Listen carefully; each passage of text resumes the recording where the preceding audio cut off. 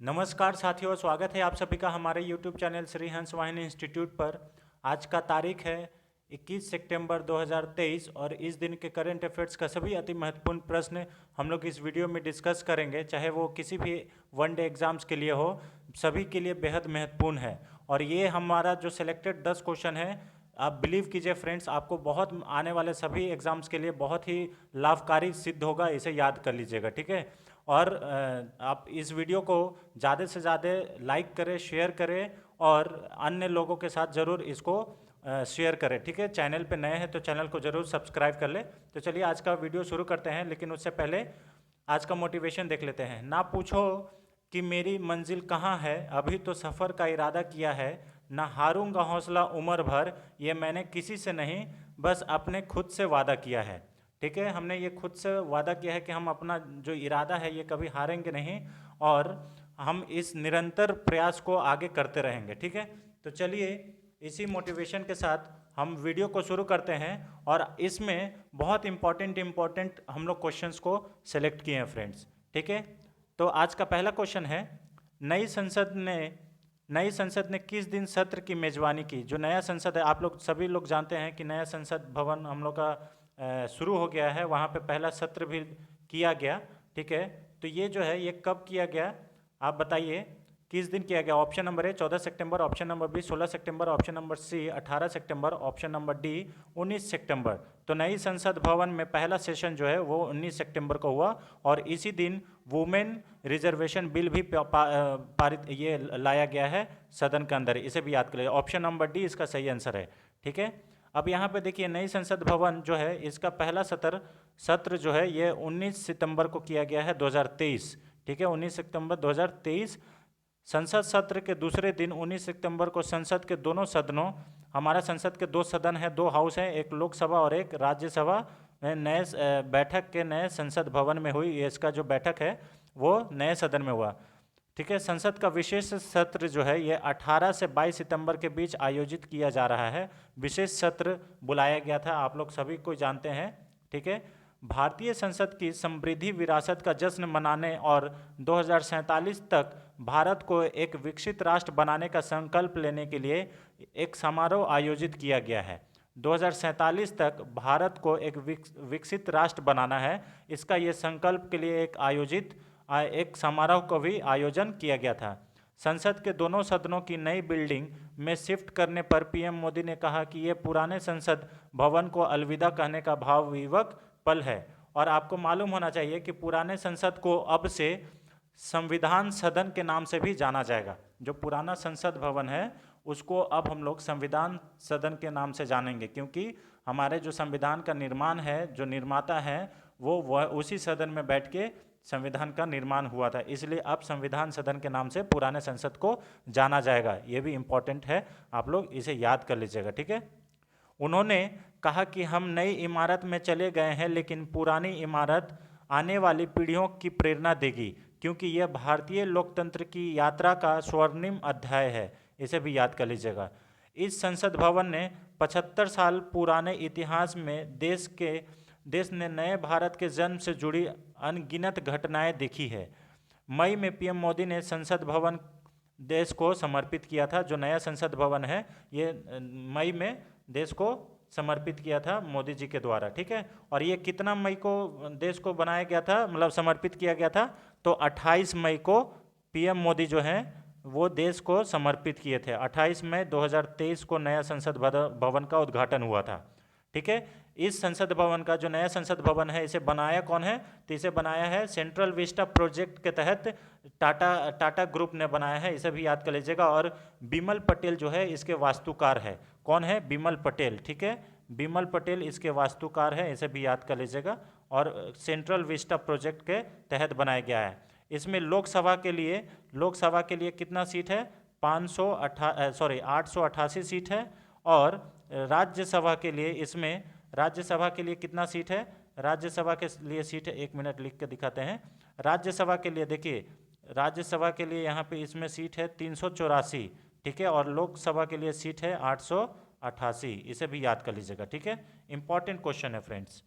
चलिए ये है इंग्लिश वाला वर्जन, इसे भी याद कर लीजिएगा, बहुत इंपॉर्टेंट क्वेश्चन है। अब देखिए कुछ पॉलिटी से रिलेटेड क्वेश्चन, जैसे who is the ex officio chairman of Rajya Sabha, ठीक है, पदन सभापति कौन होते हैं, तो ये वाइस प्रेसिडेंट होते हैं। ऑप्शन नंबर बी इसका सही आंसर है।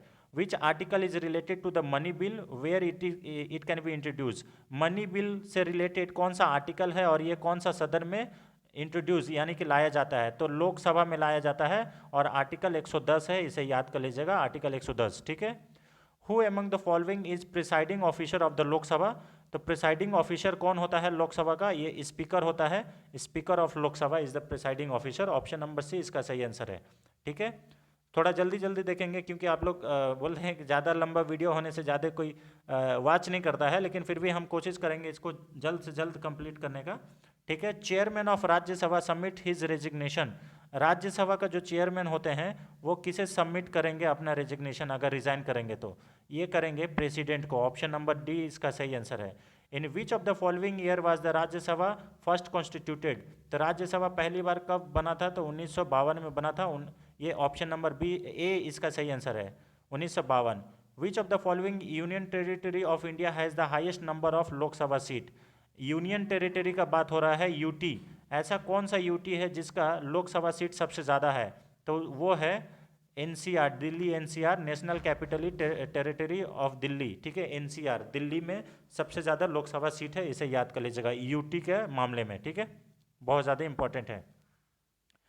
अब देखिए यहाँ पे क्या है, what is the minimum age for holding office in Lok Sabha, तो लोकसभा में ऑफिस होल्ड यानी कि लोकसभा का मेंबर बनने के लिए कितना मिनिमम एज चाहिए, वो चाहिए 25 साल, इसे भी याद कर लीजिएगा। A motion of no confident against the government can be introduce in, अब यहाँ पे देखिए बोला जा रहा है कि नो कॉन्फिडेंस मोशन यानी कि अविश्वास प्रस्ताव जो है ये कौन सा सदन में लाया जा सकता है। Option number A Rajya Sabha, option number B Lok Sabha, option number C both A and B, option number D none of the above. तो देखिए नो कॉन्फिडेंस मोशन जो है ये लोकसभा में लाया जाता है, ऑप्शन नंबर बी इसका सही आंसर है।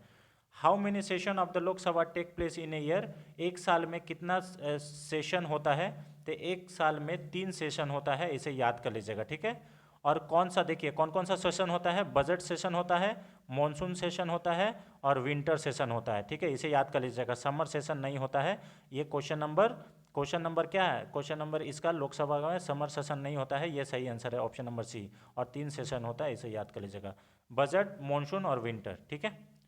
चलिए बजट को ही और दूसरा नाम से क्या जानते हैं, तो इसको एनुअल फाइनेंशियल स्टेटमेंट भी कहा जाता है, इसे याद कर लीजिएगा, ऑप्शन नंबर ए इसका सही आंसर है, एनुअल फाइनेंशियल स्टेटमेंट, ठीक है, वित्तीय वार्षिक विवरण, ठीक है। The parliament of India consist of, parliament किससे बना हुआ है, तो ये तीनों से बना हुआ है, इसे याद कर लीजिएगा, इसमें लोकसभा, राज्यसभा और प्रेसिडेंट भी होते हैं, इसे याद कर लीजिए, ऑप्शन नंबर सी इसका सही आंसर है, ठीक है। चलिए और यहाँ पे जैसे मनी बिल क्या है, who decide whether a bill is money bill और नॉट, मनी बिल है कि नहीं ये कौन डिसाइड करता है, तो ये स्पीकर करते हैं, स्पीकर ऑफ द लोकसभा करते हैं। The federal structure of the government of India provides, हमारे जो फेडरल स्ट्रक्चर है इंडिया का वो कैसा है, तो ये 3 स्तरीय है, इसे याद कर लीजिएगा, 3 टायर सिस्टम है हमारे गवर्नमेंट में, ठीक है। Who is known as the father of Lok Sabha, Lok Sabha के पिता किसे कहा जाता है, तो ये जीवी मावलंकर जी को कहा जाता है, ऑप्शन नंबर ए इसका सही आंसर है, ठीक है। अब यहाँ पे देखिए और कुछ भी इससे रिलेटेड अगर बात करें कि नई जो संसद भवन बनी है उसके 3 द्वार हैं, पहला शक्ति द्वार, दूसरा कर्म द्वार और नया और एक द्वार है उसका नाम है ज्ञान द्वार, ठीक है। इसमें 3 हॉल हैं, लोकसभा, राज्यसभा और ज्वाइंट सेशन जो बुलाया जाएगा, आर्टिकल नंबर 108 है ज्वाइंट सीटिंग के लिए, इसे याद कर लीजिएगा। और अगर आपसे पूछ लिया जाए कि ज्वाइंट सीटिंग का अध्यक्षता कौन करता है, तो वो भी लोकसभा के स्पीकर ही करता है, इसे भी याद कर लीजिएगा क्योंकि वो सदन के हेड होते हैं, ठीक है। क्वेश्चन नंबर 2 पे आते हैं जो कि बहुत ही इंपॉर्टेंट है friends exam point of view से, ठीक है। एग्जाम पॉइंट ऑफ व्यू से ये आने वाले सभी एग्जाम्स के लिए बहुत महत्वपूर्ण है। किस दिन केंद्रीय मंत्रिमंडल ने सदन और राज्य विधानसभाओं में महिलाओं को आरक्षण प्रदान करने वाले विधेयक को मंजूरी दी है। On which day union cabinet approved a bill to provide reservation for the women in parliament and states assemblies, option number A 10 सितंबर ऑप्शन नंबर बी, 14 सितंबर ऑप्शन नंबर सी, 19 सितंबर ऑप्शन नंबर डी, इनमें से कोई नहीं। तो 19 सितंबर जैसे कि अभी बताएं कि नया संसद का पहला दिन था और उसी दिन ये वुमेन रिजर्वेशन बिल लाया गया है। वुमेन रिजर्वेशन बिल, इसे याद कर लीजिएगा, वुमेन रिजर्वेशन बिल, ठीक है, ये याद कर लीजिएगा, वुमेन रिजर्वेशन बिल आया इस दिन, ठीक है। और ये बहुत ही मतलब अच्छा कदम है। इसमें क्या होगा, महिलाओं को 33% आरक्षण मिलेगा आने वाला जितना भी इलेक्शंस है उसमें, ठीक है। लेकिन ये अभी लागू नहीं होगा, अभी लागू नहीं होगा इसलिए क्योंकि अभी परिसीमन नहीं हुआ। परिसीमन क्या होगा और परिसीमन कैसे होता है? परिसीमन से पहले होगा हमारा जनगणना। तो जनगणना अभी हमारा होने वाला था 2021 में, लेकिन ड्यू टू कोरोना ये पोस्टपोन्ड हो गया और अभी तक मतलब ये जनगणना नहीं हुआ है। जब तक जनगणना नहीं होगा तो परिसीमन नहीं होगा। परिसीमन क्या होता है कि उस इलाका में कितना हमें लोकसभा राज्यसभा सीट फिक्स करना है, वो परिसीमन आयोग का काम है, ठीक है। और जनगणना क्या होता है? जनगणना जब हम लोग पॉपुलेशन माप लेंगे कि कौन सा इलाका में कितना है तो वहाँ पे कितना प्रतिनिधित्व होना चाहिए, ये परिसीमन आयोग लोग करता है। इसे भी याद कर लीजिएगा, ठीक है, बहुत इंपॉर्टेंट है। अब यहाँ पे देखिए स्पष्टीकरण में कि केंद्रीय मंत्रिमंडल ने लोकसभा और राज्यसभा विधानसभा में महिलाओं के लिए 33% आरक्षण देने वाले विधेयक को मंजूरी दी है। इस विधेयक को चालू विशेष सत्र के दौरान पेश किया गया है। और इस विधेयक को लाने वाले कौन थे? तो श्री अर्जुन राम मेघवाल जी लाने वाले थे, जो कि भारत के अभी कानून मंत्री हैं। इसे भी याद कर लीजिएगा। और इस बिल को क्या कहा जाएगा? ये सरकारी बिल है, इसे याद कर लीजिएगा, क्योंकि ये किसी भी मंत्री के द्वारा जो बिल लाया जाता है उसे सरकारी बिल कहा जाता है, ठीक है, सरकारी बिल। और कोई अगर जो मंत्री नहीं है उसको, वो अगर कोई बिल इंट्रोड्यूस करता है किसी भी सदन में तो उसको हम लोग बोलेंगे प्राइवेट बिल, प्राइवेट विधेयक, ठीक है, इसे याद कर लीजिएगा। विधेयक के अनुसार लोकसभा और राज्य विधानसभाओं में 1/3 सीटों पर महिलाओं उम्मीदवार के लिए आरक्षित होगा, इसे याद कर लीजिएगा। और ये पहला बार, मतलब ये जो बिल है ये 15 साल के लिए पहले लागू होगा, इसे भी याद कर लीजिएगा। और अभी बोला जा रहा है कि ये 2024 का जो इलेक्शन है उसमें तो लागू नहीं हो पाएगा, क्योंकि उसमें अभी क्या नहीं है, उसमें अभी हमारा ये क्या बोलते हैं, जनगणना नहीं हुआ है और परिसीमन नहीं हुआ है। तो ये हो सकता है कि 2029 में ये लागू हो, ये अभी डिसाइड नहीं हुआ है। जब होगा परिसीमन तभी ये हो सकता है, इसे याद कर लीजिएगा, ठीक है, बहुत इंपॉर्टेंट ये है इसके लिए। अब देखिए इस विधेयक, अगर आपसे पूछ लिया जाए कि सबसे ज़्यादा महिला विधायक अभी कहाँ से आते हैं, कौन सा राज्य से, तो उसमें आंसर हो जाएगा पश्चिम बंगाल। वहाँ से 12 महिला विधायक अभी हैं, सांसद हैं, ठीक है, इसे याद कर लीजिएगा। और उत्तर प्रदेश से 11 सांसद है, ठीक है। वेस्ट बंगाल से बात करें तो यहाँ से 12 महिला विधायक हैं, और यूपी से बात करें तो यहाँ से 11 महिला सांसद है, इसे याद कर लीजिएगा, बहुत इंपॉर्टेंट है, ठीक है। अब देखिए विधायक के अनुसार लोकसभा और राज्य विधानसभा में 1/3 महिला उम्मीदवार को आरक्षित किया जाएगा। विधेयक में अनुसूचित जाति यानी कि SC ST और एंग्लो इंडियंस के लिए 33% कोटा के भीतर उप आरक्षण का प्रस्ताव किया गया है। प्रत्येक आम चुनाव के बाद आरक्षित सीटों को घुमाया जाएगा, इसे भी याद कर लीजिएगा। आंकड़ों से पता चलता है कि वर्तमान में लोकसभा में महिला सांसदों की संख्या जो है 15% है।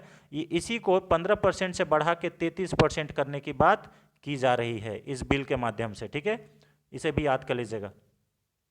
अब यहाँ पे देखिए लिखा हुआ है आंध्र प्रदेश, अरुणाचल प्रदेश, असम, गोवा, गुजरात, हिमाचल प्रदेश, कर्नाटक, केरल सहित कई राज्यों की विधानसभाओं में महिलाओं का प्रतिशत जो है वो 10% से भी कम है। लेकिन अगर ये लागू हो गया तो हर एक जगह पे राज्य विधानसभा में भी 33% आरक्षण देना पड़ेगा, ठीक है। बिहार, हरियाणा, पंजाब, राजस्थान, उत्तराखंड, ठीक है, उत्तर प्रदेश और दिल्ली में 10 से 12% महिला विधायक है, इसे भी याद कर लीजिएगा, ठीक है।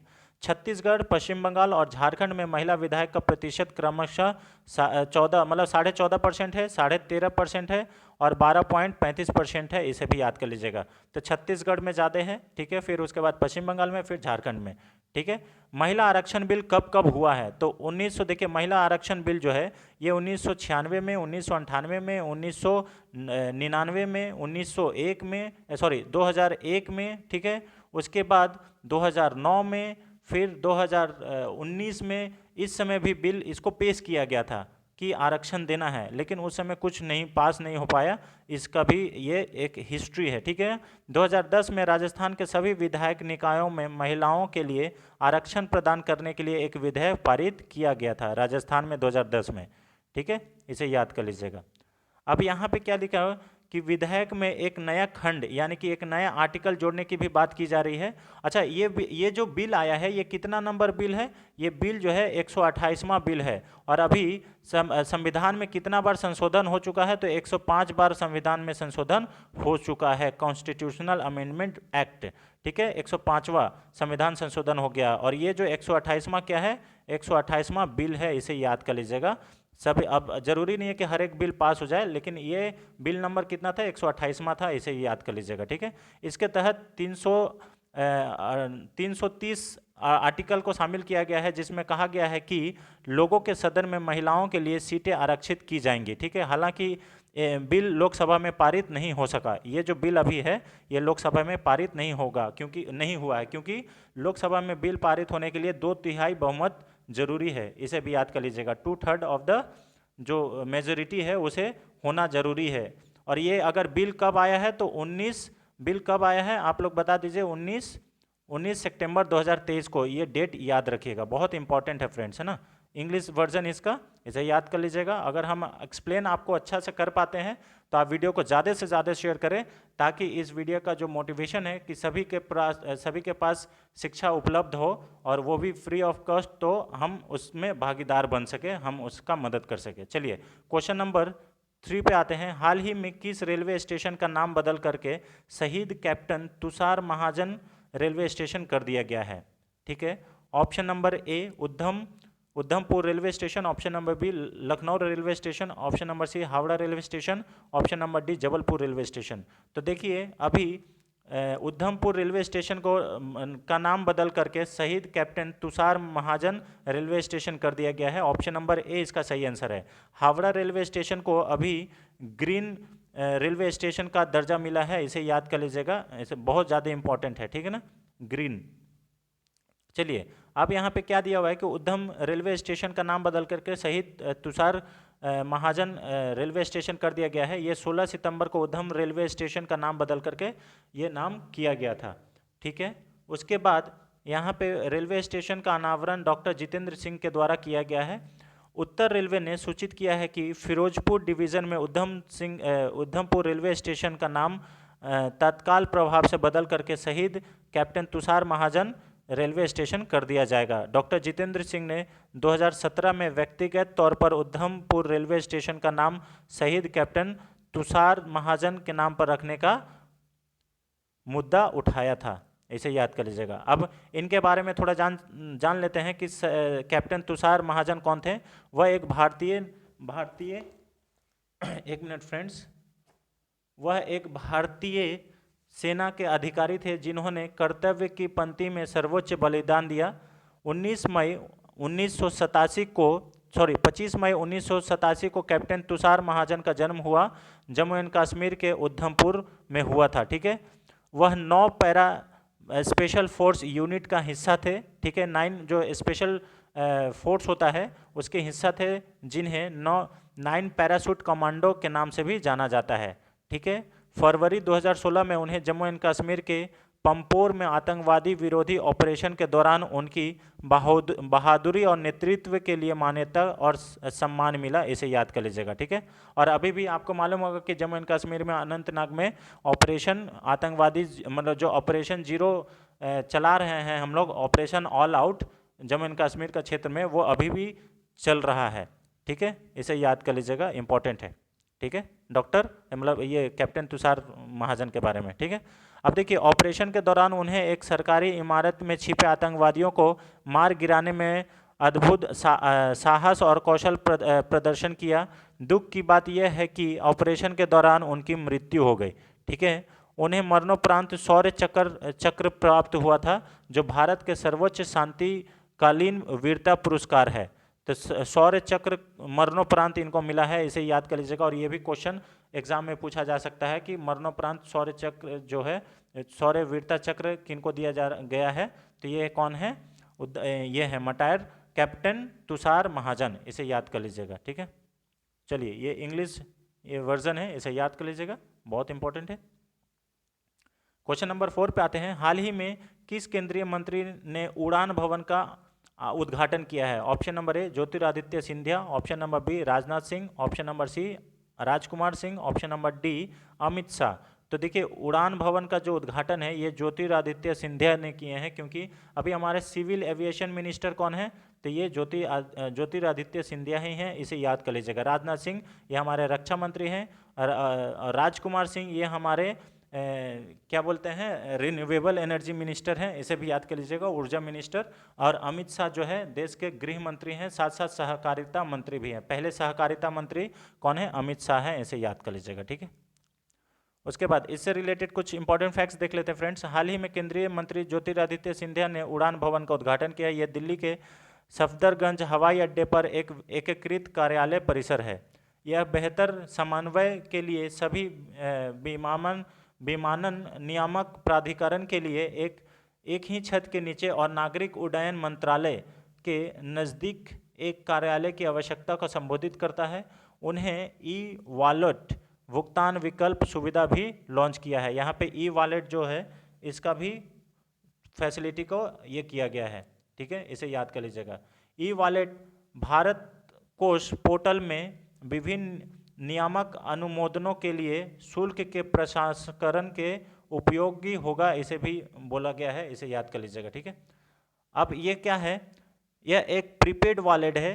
प्रीपेड या वॉलेट मतलब आपको पहले उसमें पैसा डालना है, ठीक है, उसके बाद उसको यूज़ करना है के रूप में कार्य करेगा, जो कि पंजीकृत उपभोक्ताओं से पहले धनराशि जोड़ने में सक्षम करेगा, ठीक है। शुरुआत में धनराशि जोड़ने के लिए केवल एनईएफटी और आरटीजीएस मोड की अनुमति होगी, इसे भी याद कर लीजिएगा, इसमें बोला गया है, ठीक है, ई वॉलेट। चलिए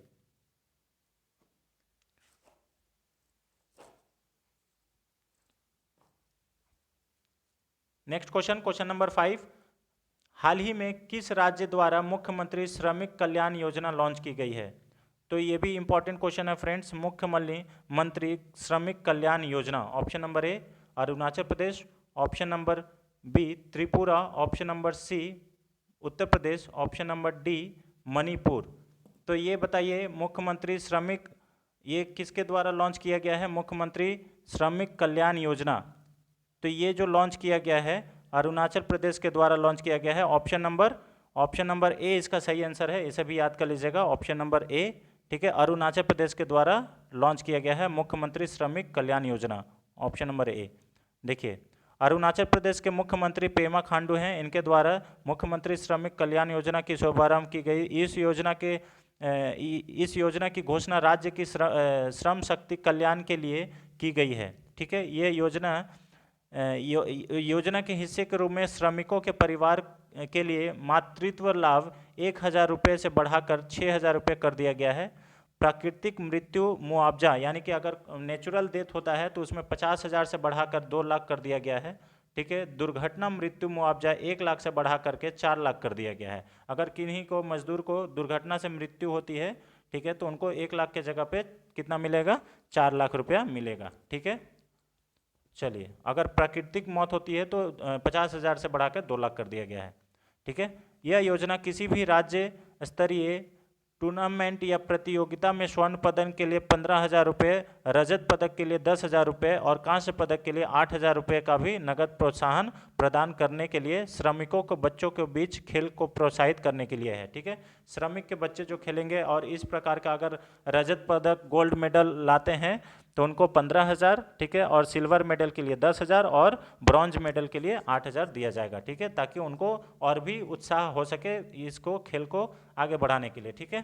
अब यहाँ पे यह योजना राष्ट्रीय स्तर पर अच्छा प्रदर्शन करने वाले व्यक्तियों को स्वर्ण के लिए 30,000, राष्ट्रीय स्तर पर, ठीक है, उसको स्वर्ण पदक के लिए 30,000 और सिल्वर के लिए 20,000 और ब्रॉन्ज के लिए 15,000 देगा, इसमें बताया गया है, ठीक है।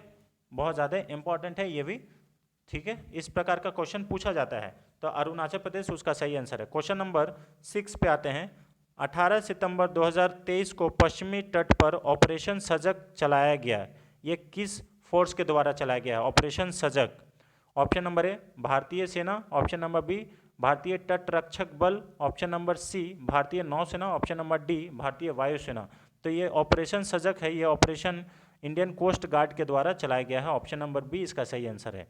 ठीक है, इंडियन कोस्ट गार्ड भारतीय तट रक्षक बल ने 18 सितंबर 2023 को पश्चिमी तट पर ऑपरेशन सजग चलाया गया। ये तटीय सुरक्षा निर्माण के सभी हितधारकों को शामिल करने वाली एक कवायद है, इसे याद कर लीजिएगा। ठीक है, यह तटीय सुरक्षा तंत्र के पूर्ण वैधीकरण की सुविधा प्रदान करता है। इस अभ्यास में सीमा शुल्क, समुद्री पुलिस, बंदरगाहों और भारतीय नौसेना सहित कुल 118 जहाज भाग लिया था इसमें। ठीक है, एक दिवसीय अभ्यास हर महीने आयोजित किया जाता है। ये तटीय सुरक्षा में जो इंडियन कोस्ट गार्ड है, ये हमारे जितने भी तट रेखा है उसकी सुरक्षा करते हैं। ठीक है, इसे याद कर लीजिएगा। तटीय सुरक्षा में प्रमुख पाठों और रुझानों को उजागर करने के अलावा यह विभिन्न तटीय सुरक्षा उपायों को उपयोग के सत्यापन को सक्षम बनाता है। ठीक है, Indian coast guard conducted operation Sajag along with the west coast on सितंबर 18, 2023। इसे याद कर लीजिएगा, बहुत इंपॉर्टेंट है।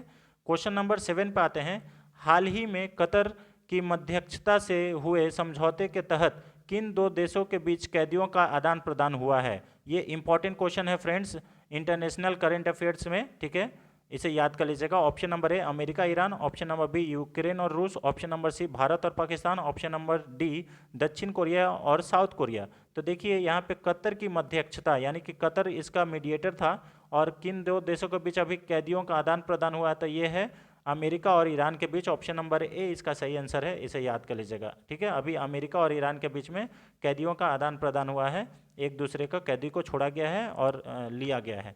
हाल ही में कतर की मध्यस्थता से हुए समझौते के तहत अमेरिका और ईरान के बीच कैदियों का आदान प्रदान हुआ।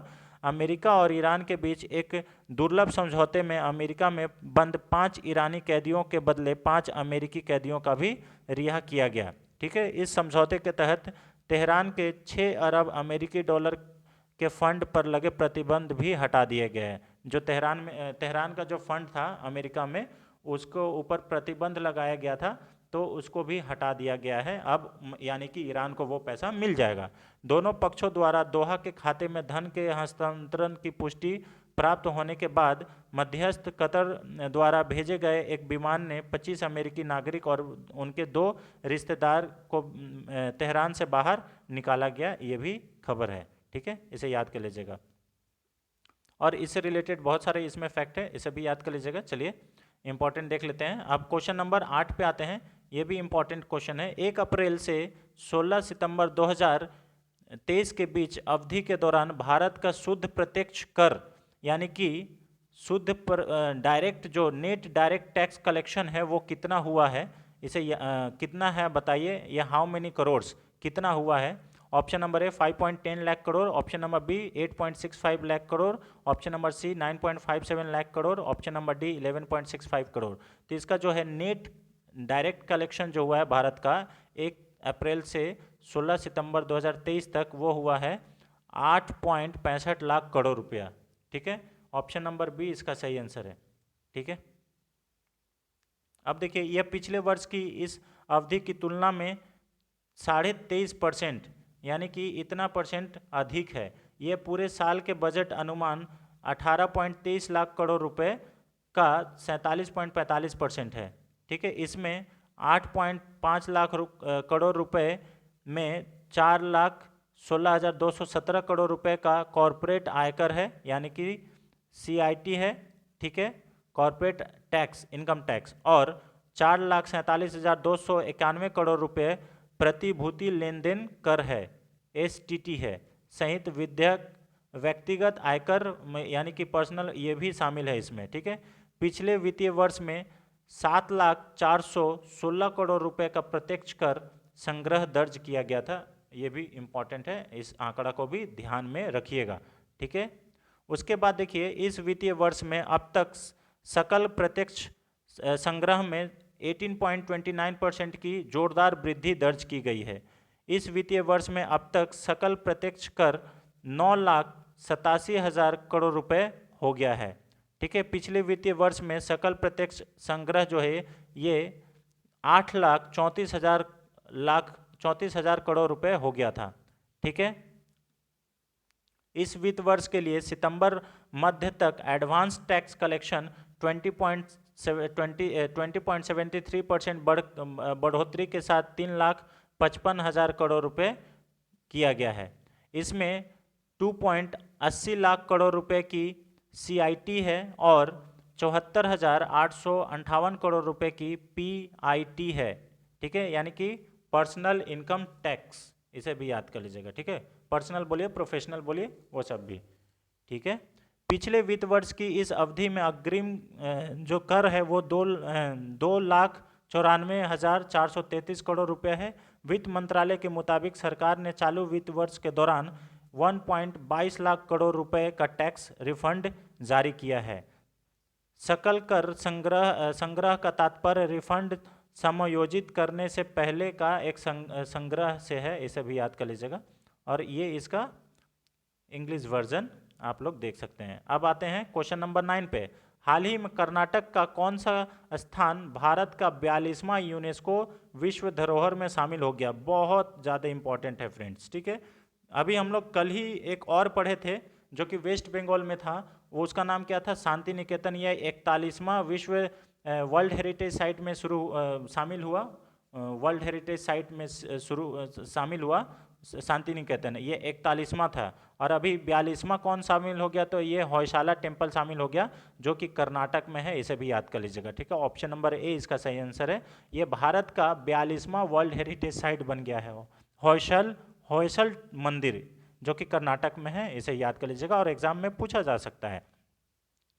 कर्नाटक का होयशाला मंदिर भारत का 42वां यूनेस्को विश्व धरोहर स्थल बन गया है। होयशाला के पवित्र टुकड़ियों को यूनेस्को की विरासत सूची में शामिल किया गया है।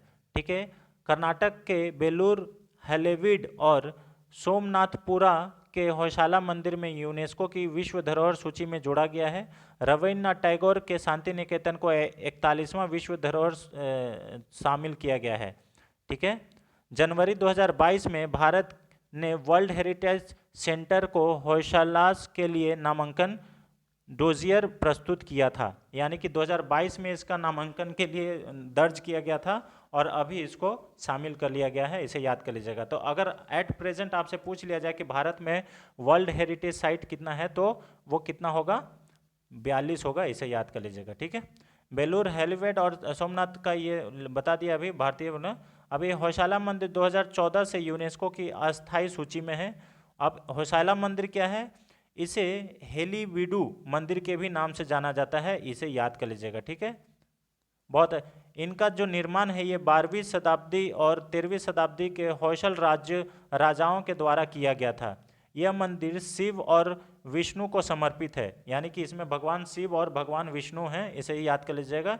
इसमें वैष्णववाद और शक्तिवाद विषयों के साथ साथ जैन धर्म को भी चित्रित किया गया है, इसे याद कर लीजिएगा। ठीक है, जैन धर्म को भी इसमें चित्रित किया गया है। भगवान विष्णु और भगवान शिव का ये मंदिर है, इसे याद कर लीजिएगा। ठीक है, मुख्य मंदिर जो है ये चेनाकेशव मंदिर है, जो बेलूर यानी कि हसन जिला में स्थित है। होयसलेश्वर जो मंदिर है ये हेलीबिंडू हसन जिले में द्वार समुद्र तालाब के तट पर स्थित है, इसे भी याद कर लीजिएगा, होयसलेश्वर मंदिर। ठीक है, अब यहाँ पे केशव मंदिर सोमनाथपुर गांव में है, जो कि मैसूर जिला में स्थित है।